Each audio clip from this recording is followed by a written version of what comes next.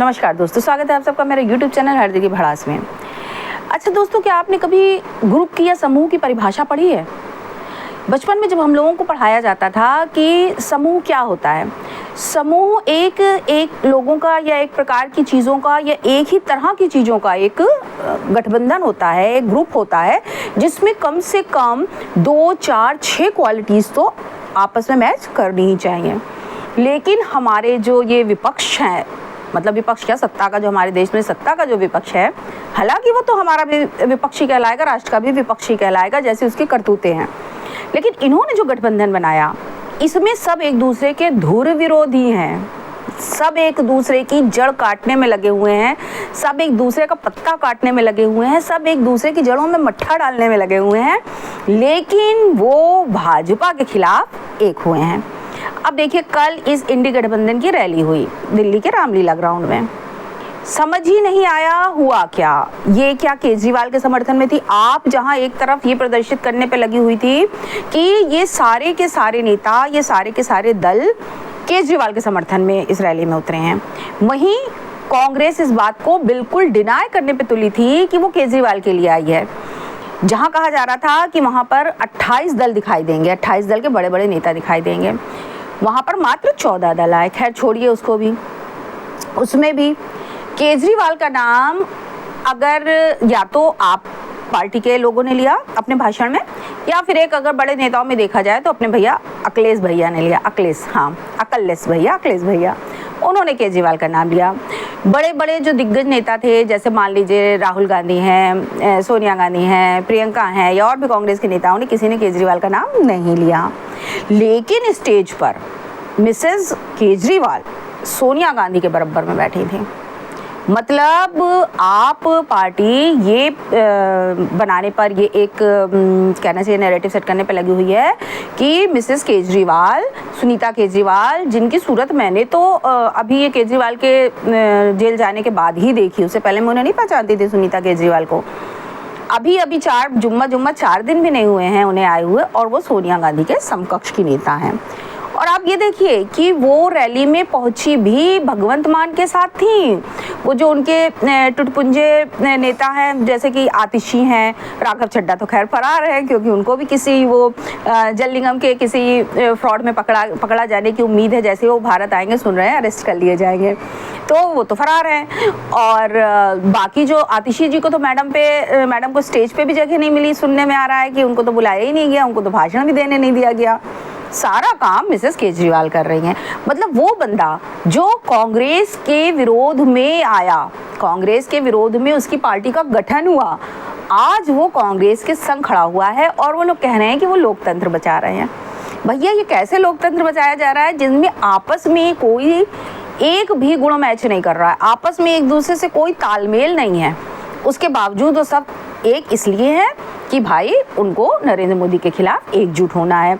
अगर हम झुंड की भी बात करें, समूह छोड़िए, समूह तो इंसानों का माना जाता है, जनरली हम जानवरों का झुंड कहते हैं, तो झुंड भी कहा जाता है जब सारे के सारे गीदड़ हो तो गीदड़ों का झुंड, सारे के सारे डॉगी हो तो डॉगीज का झुंड, सारे के सारे गिद्ध हो तो गिद्ध का झुंड, सारे के सारे विषधर हो तो विषधर का झुंड। लेकिन यहाँ तो सारे के सारे एक ग्रुप में आ गए हैं और वो कहते हैं कि हमको अलायंस मान लो। कौन मानेगा इनको अलायंस, पहली बात। दूसरी बात, अपनी प्रियंका दीदी जब खड़ी हुई कल भाषण देने, देखिए पहले हम राहुल भैया की बात करें। भाई देखिए, राहुल भैया मेरे फेवरेट पॉलिटिशियन हैं और राहुल भैया है भाजपा के स्टार प्रचारक।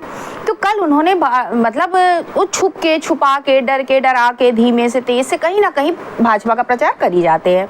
कल फिर उन्होंने कहा कि कभी ना कभी तो भाजपा जाएगी। दैट मीन्स वो श्योर है कि फिलहाल भाजपा कहीं नहीं जा रही है, भाजपा सत्ता में बरकरार है। उसके बाद अपनी प्रियंका दीदी जब भाषण देने खड़ी हुई तो भैया उन्होंने रामलला की कहानी कहनी शुरू करी। समझ में नहीं आता है कि कांग्रेसी भाई बहन हिंदुओं को बेवकूफ़ ज़्यादा समझते हैं कि डफर ज़्यादा समझते हैं कि भेड़ बकरी ज़्यादा समझते हैं कि आंख बंद करके ये उनके पीछे भेड़ चाल में चल देंगे। वो हमको बता रहे हैं कि रामलला एक्चुअल क्या थे, रामलला ने कैसे रावण का अंत किया। मतलब वो मोदी जी को रावण बता रही थी और खुद को राम बता रही थी, लेकिन वो भूल नहीं है कि वो और उनका भाई रावण और शूर्पणखा की पार्टी है।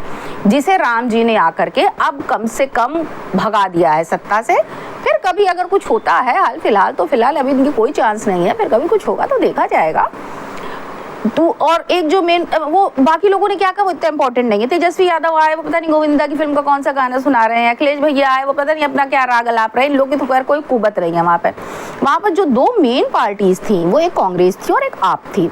अब भैया भाभी जी जो हैं मिसेस केजरीवाल, वो तो जब आती हैं तब अपने पति का कोई ना कोई पत्र लेके आती। मुझे तो लगता है कि केजरीवाल जी जब तक जेल में रहेंगे तब तक वो इतने सारे पत्र राष्ट्र के नाम लिख देंगे कि कल को आप शासित प्रदेशों में, आप शासित नहीं बोलना चाहिए, आप अभिशापित बोलना चाहिए, आप अभिशापित स्टेट्स में वो लेटर्स के वॉल्यूम कोर्स में पढ़ाए जाएंगे जो केजरीवाल जी जेल से लिखेंगे राष्ट्र के नाम। और एक बात और मेरे समझ में नहीं आती है कि एक अदने से शहर का सीएम, जी हाँ सही सुना आपने, दिल्ली एक स्टेट नाम भर का है, वो एक शहर ही है। एक शहर का सीएम राष्ट्र को कैसे संबोधित करता है? वो राष्ट्र के नाम खत क्यों लिखता है भाई? अगर उसे लिखना है तो अपने परिवार के नाम लिखे, अपनी पार्टी के नाम लिखे, कुछ नहीं तो अपने शहर के नाम लिखे। राष्ट्र के नाम खत लिखने का उसे अधिकार किसने दिया? तो वो भाभी जी भी ना पूरी तरह से अपने पति के पति चिन्हों पर चल रही हैं। एक वो नौटंकी था, एक ये नौटंकी है। ये सरासर अभी हाल फिलहाल इन्होंने जितनी भी एक्टिविटी करी है राजनीति में, जब से केजरीवाल जी कस्टडी में गए हैं ईडी की, वो केवल नौटंकी के अलावा और कुछ नहीं था। हालांकि पहले से ज़्यादा वो कॉन्फिडेंट हुई हैं नौटंकी करने में। जितना कॉन्फिडेंट उनका पति था शायद उतनी कॉन्फिडेंट वो भी हो जाएंगी भविष्य में नौटंकी करने में। लेकिन उन्होंने कोई भी वो मतलब ऐसी बड़ी चीप सी पब्लिसिटी गेन करना चाह रही हैं। मतलब इतने भोले आज के युग में लोग हैं कि उनके इस तरह से विक्टिम कार्ड खेलने से क्या उनके झांसे में फंस जाएंगे? तो जो सबसे अहम बात यह है कि जो कोई भी उस रैली में, सुनने में तो ये आया कि वहाँ पर किसी पार्टी का कोई बंदा था ही नहीं। वो पंजाब से लेकर के दिल्ली तक के सारे आप कार्यकर्ता ही थे जो विभिन्न पार्टियों का झंडा लिए बैठे हुए थे, यहाँ तक लोग कह रहे हैं। लेकिन मुझे नहीं पता कि हकीकत क्या है। हो सकता है कि कुछ लोग जुड़े हों, लेकिन जो लोग जुड़े हैं क्या उन लोगों ने ये देखा कि अगर मान लीजिए कि आप एनडीए को हरा करके इंडी गठबंधन को सत्ता में लेकर के भी आते हैं तो क्या ये सरकार चला पाएंगे? अभी से सब ये एक दूसरे की टांग खींच रहे हैं। ये अगर सत्ता में आ गए तो पहली तो लड़ाई होगी कि भैया कौन बंदा ड्राइविंग सीट पर बैठेगा। हाँ सही समझ रहे हैं आप, कौन प्रधानमंत्री बनेगा। अभी तो इस बात पर लेके झोटा नुचौवल होगा इनके बीच में। जी हाँ, सब एक दूसरे के टांग तो छोड़िए बाल भी खींचेंगे।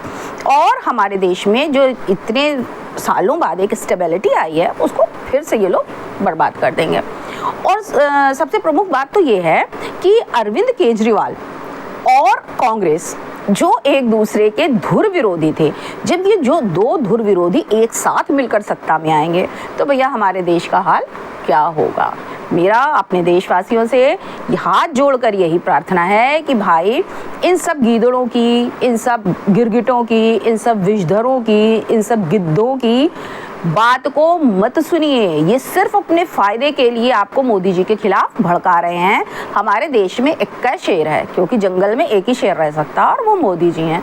तो हाल फिलहाल हमारे देश का जो सत्ता है या जो शक्ति है, जो ताकत है, वो हमारे प्रधानमंत्री जी को ही दीजिए और उन्हें भारी बहुमत के साथ विजयी बनाइए।